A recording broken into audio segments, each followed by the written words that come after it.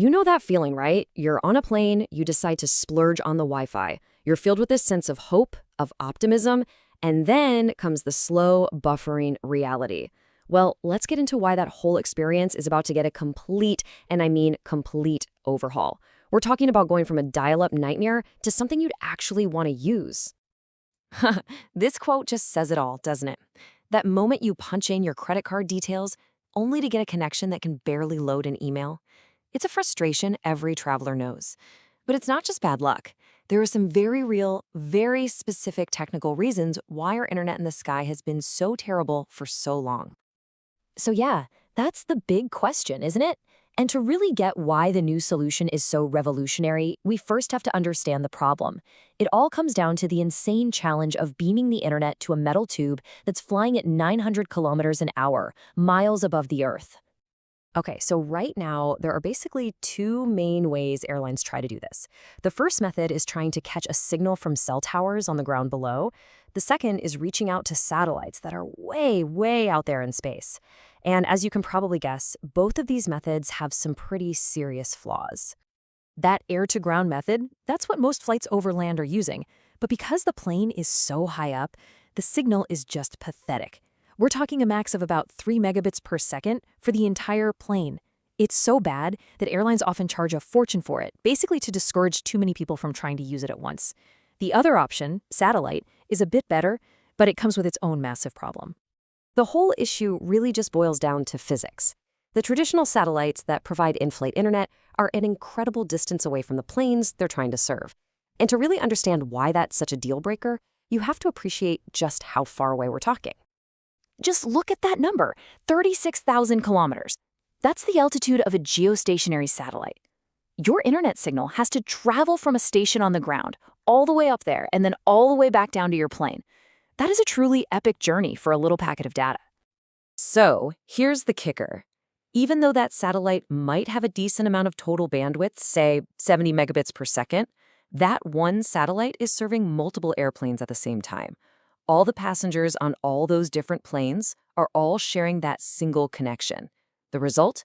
The slow, infuriating experience we all know and, yeah, regret. All right, so this is where the entire game changes.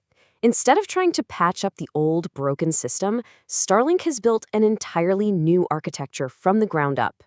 They're not just using slightly better satellites, they're using thousands of them in a completely different place, low Earth orbit. The scale of this change is just staggering. Starlink satellites are 65 times closer to Earth than those old geostationary ones. This isn't just a small improvement, it's a fundamental shift that completely rewrites the rules of what's possible for internet in the sky.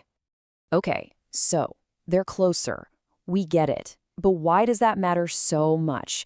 Well, it all comes down to the basic, unchangeable laws of physics. Specifically, how signals travel through space and how that directly affects the speed and quality of your connection. It's a great question because the relationship isn't linear. It's not like if you double the distance, you get half the signal strength. Oh no. The reality is much, much harsher than that. And it's all thanks to a little principle called the inverse square law. Now, it sounds super technical, but the core idea is pretty straightforward. As a signal travels out from its source, its energy gets spread out over a much, much larger area.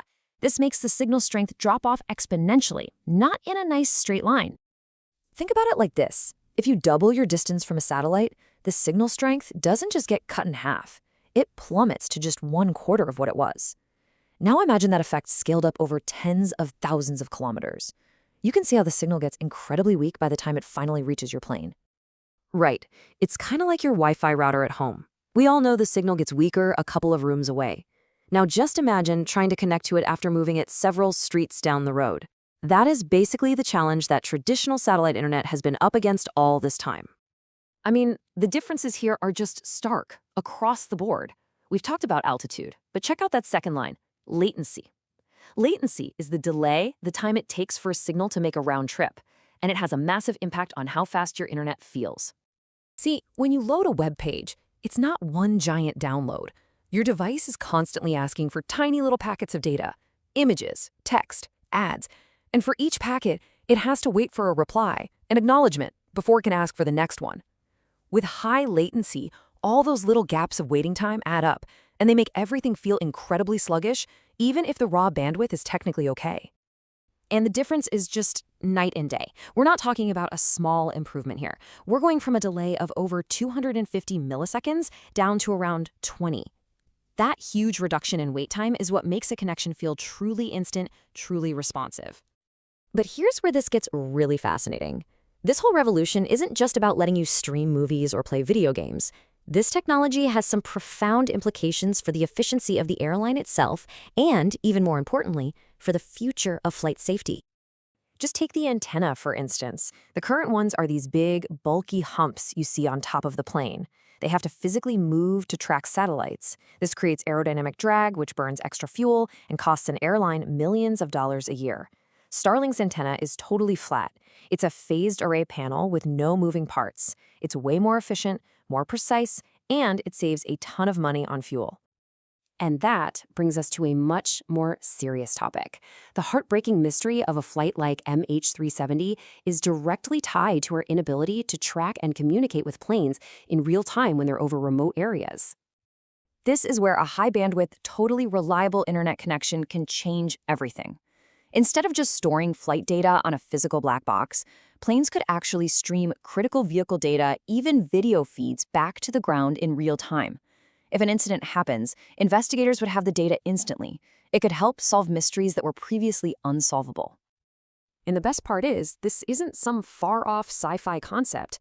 It is happening right now. SpaceX has already signed deals with airlines like Hawaiian and JSX. The hardware is being installed as we speak, and soon you'll be able to get on a flight and have an internet connection that's as good as, or maybe even better than, what you have at home. So the next time you get on a plane, the question isn't going to be if the Wi-Fi works, but what you're going to do with a connection that's fast enough for pretty much anything. The era of in-flight internet regret is officially coming to an end.